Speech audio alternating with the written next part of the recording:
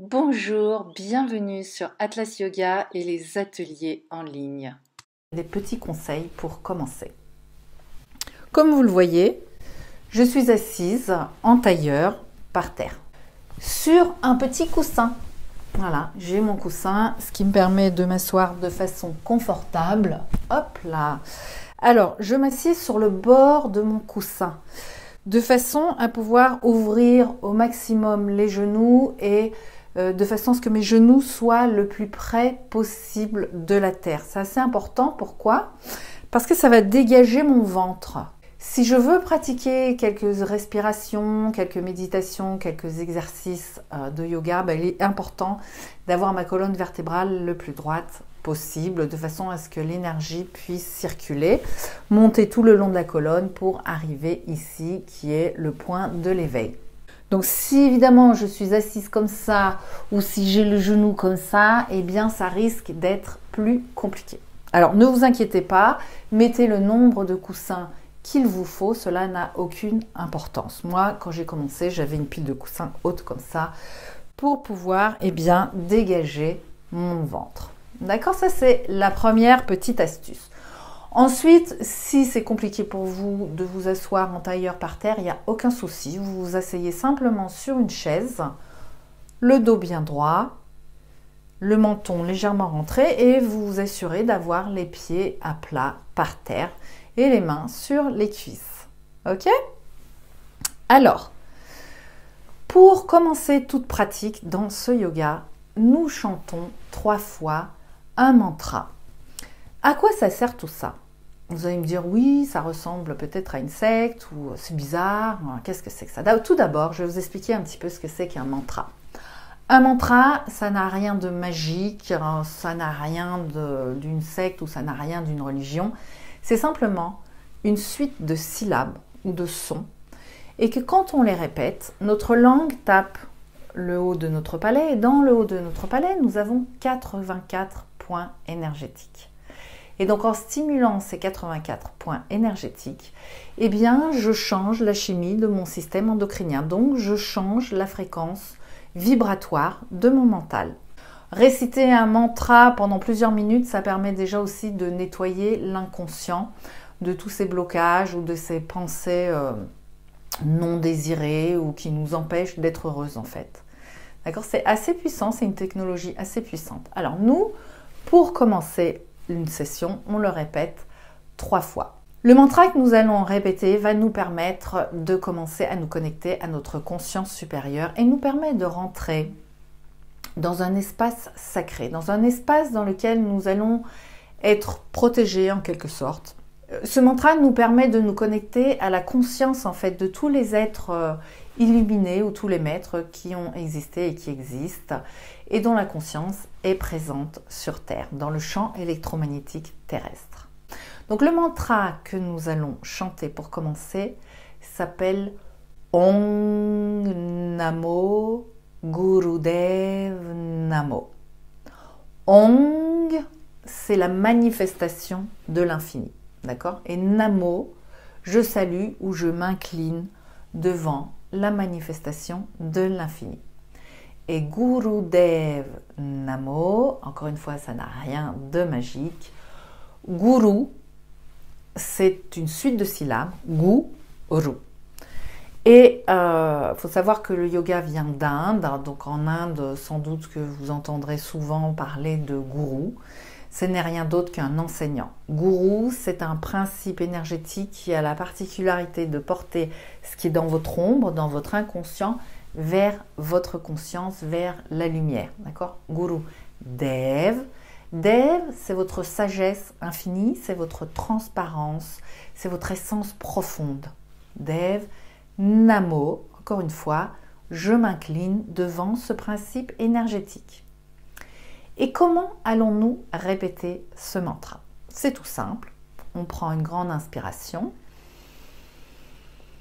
Et sur l'expiration, on chante Om Namo Gurudev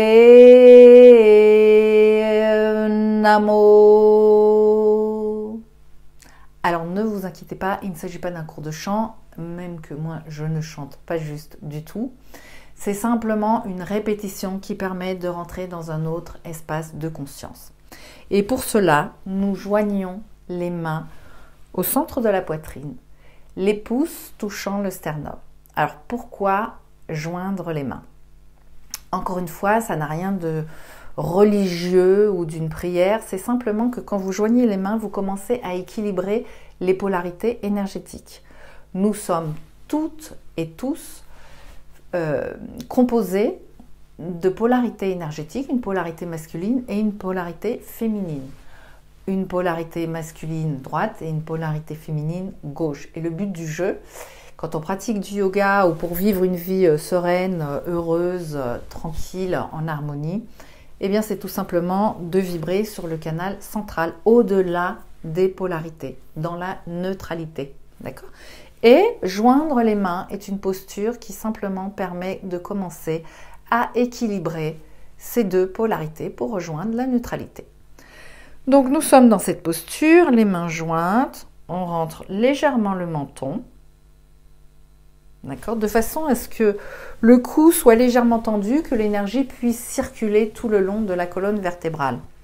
J'ai les yeux fermés et les yeux fermés, je regarde de l'intérieur, donc je regarde vers l'intérieur de moi et hop, de l'intérieur, je viens poser mon regard au troisième œil qui est le point entre les deux sourcils, à peine un peu plus haut que les sourcils, au centre, qui est le centre de votre glande pituitaire, l'hypophyse, qui est la glande en fait de l'éveil, de l'intuition. Pratiquer ce yoga et fermer les yeux et mettre votre attention à ce point-là développe déjà cette glande qui est une des glandes maîtresses de notre système endocrinien. Donc si vous êtes prête, on va le faire 3 fois ensemble. Donc mettez les mains jointes, vous êtes assis soit en tailleur comme moi, soit sur une chaise. Vous inspirez, vous fermez les yeux, portez votre regard au troisième œil, même si les yeux bougent un petit peu ou si vous avez des pensées, ce n'est pas grave du tout. Et colonne droite, respirez simplement, longuement et profondément, en ressentant le poids de votre corps. Commencez simplement à vous asseoir, à être présente ici et maintenant. Détendez le ventre, détendez les épaules.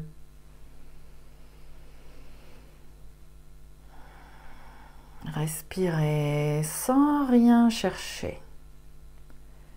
Décidez que vous êtes simplement là, ici et maintenant, et que tout est parfait tel que c'est, que vous êtes parfaite tel que vous êtes à cet instant précis. Acceptez de mettre toutes vos préoccupations dehors. C'est un moment pour vous. Un moment où vous allez aller à la rencontre de vous-même. C'est donc un cadeau que vous allez vous faire. Et nous allons inspirer pour chanter sur l'expiration. Om Namo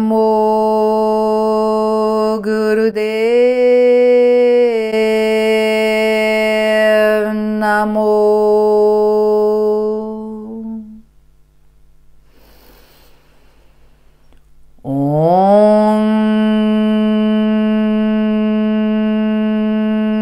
Namo Gurudev Namo.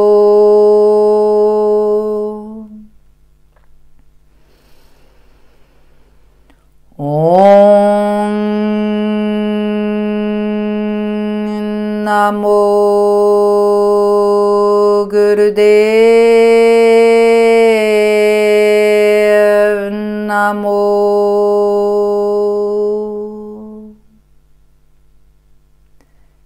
Très bien. Maintenez la posture et simplement inspirez profondément, toujours en contact avec le mantra. À la fin de l'inspiration, retenez l'air quelques secondes, grandissez la colonne et permettez-vous de vous abandonner au mantra. Laissez-le circuler à l'intérieur de vous.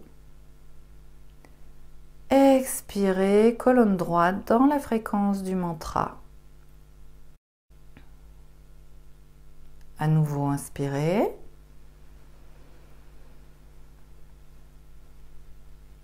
Retenez.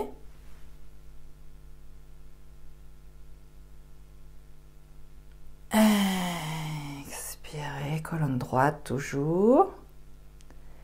Et une dernière fois, inspirez. Inspirez le mantra. Retenez et permettez de vous abandonner au mantra. Permettez au mantra de circuler en vous. Permettez-vous de le recevoir. Expirez dans la fréquence du mantra. Et relâchez la posture, relâchez vos mains, ouvrez les yeux. Et vous êtes maintenant prête pour commencer votre pratique. Comme je le répète, nous répétons chaque fois, 3 fois ce mantra avant toute pratique. Non seulement vous allez vous connecter à votre conscience supérieure et à la conscience de tous les maîtres qui existent et qui ont existé avant vous, et dont l'inconscience est toujours présente dans le champ électromagnétique de la Terre. Ça permet d'amplifier les résultats que vous pouvez obtenir de votre pratique, d'accord? Et ça vous permet d'être guidé. Une fois que vous rentrez dans cet espace, vous êtes comme porté. Et même si vous êtes une petite erreur, ce n'est pas grave. Vos erreurs sont comme protégées par cet espace.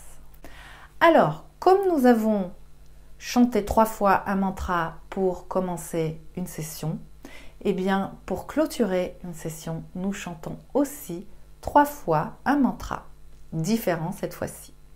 Le mantra que nous chantons à la fin de chaque session est le mantra Sat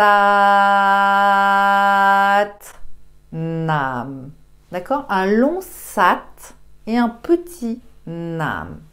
Sat Nam. Sat, c'est votre vérité. C'est une parole qui appelle votre vérité intérieure. Sat, c'est votre essence profonde, d'accord? Votre transparence, votre sagesse profonde, Sat. Et Nam, c'est votre identité. Donc en fait, vous appelez votre identité à se caler sur votre essence profonde. Nam, c'est aussi la manifestation. Donc vous appelez la manifestation de votre identité profonde. Donc, vous avez élevé votre conscience avec votre pratique, avec le mantra d'ouverture, puis votre pratique. Maintenant, vous demandez à votre système de l'enregistrer et de l'incarner avec ce mantra.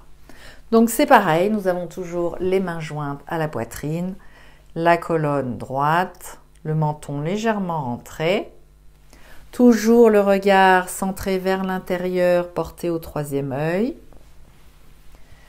Et encore une fois, nous chantons sur l'expiration. Donc, nous inspirons pour chanter. Sat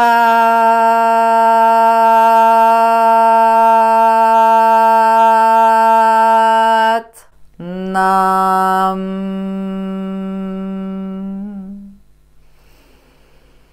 Sat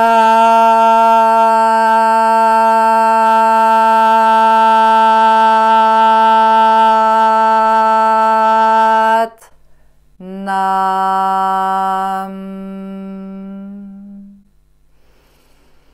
Sat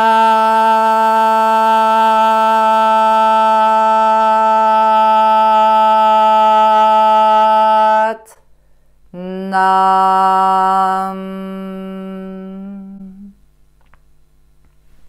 Satnam.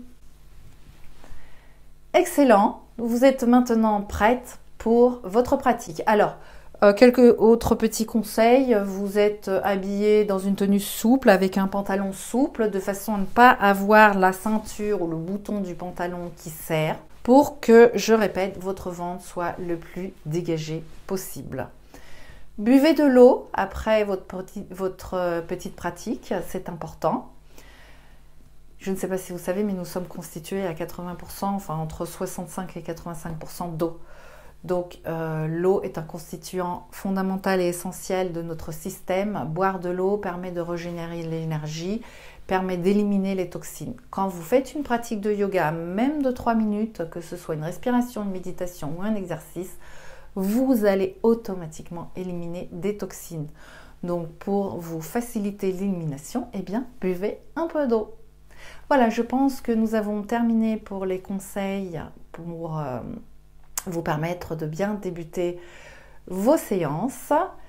Et je vous souhaite une bonne pratique, je vous souhaite tout le meilleur et je vous encourage à persévérer. Une méditation, quelle qu'elle soit, ça se construit, ça n'est pas tout de suite que nous obtenons des résultats et c'est au fil des jours que vous allez obtenir le meilleur de vous-même et le meilleur des résultats.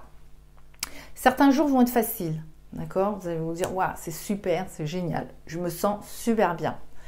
D'autres jours vont être plus compliqués, votre mental va vous torturer, va être tout le temps présent, vous allez vous demander ce que vous faites là, pourquoi vous faites ça, qu'est-ce qui vous prend de faire ça, vous avez autre chose à faire de votre temps, vous avez des tas de choses qui vous attendent.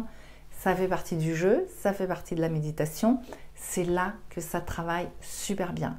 Même si vous pensez que vous n'avez pas bien médité, le fait de vous être assise, d'avoir pris ce temps et d'avoir ou récité un mantra ou fait une respiration ou un exercice, ça nettoie votre système de tout ce dont vous n'avez pas besoin, de tout ce qui obstrue votre droit en fait au bonheur, tout ce que votre inconscient bloque. Donc quand il y a beaucoup de pensées au cours d'une méditation, c'est simplement l'inconscient qui commence à nettoyer les poubelles et donc c'est super. Et c'est une bonne occasion pour continuer et persévérer.